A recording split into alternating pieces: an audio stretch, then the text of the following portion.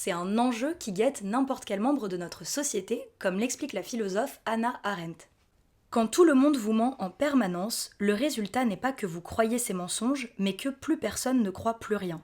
Un peuple qui ne peut plus rien croire ne peut se faire une opinion.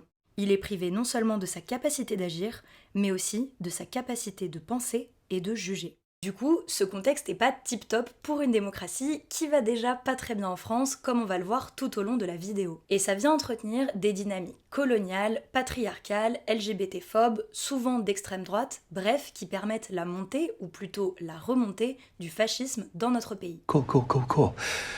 Cool. Pour l'autrice Claire Touzard, qui travaille en ce moment sur le concept de propagande, c'est exactement ce qui est en train de se passer.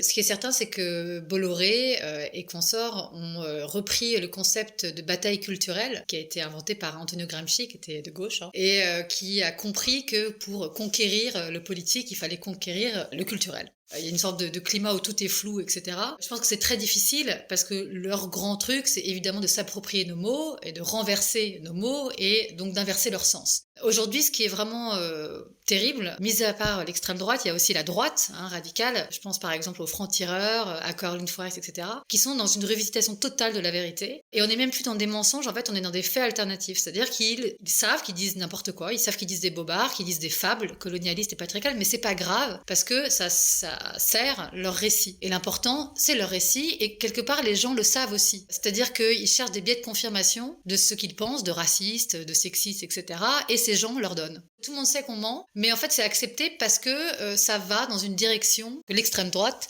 et la droite estiment souhaitable. Et c'est ça qui est terrible, parce qu'en fait, finalement, c'est même plus croire à la vérité, c'est ne plus vouloir la vérité.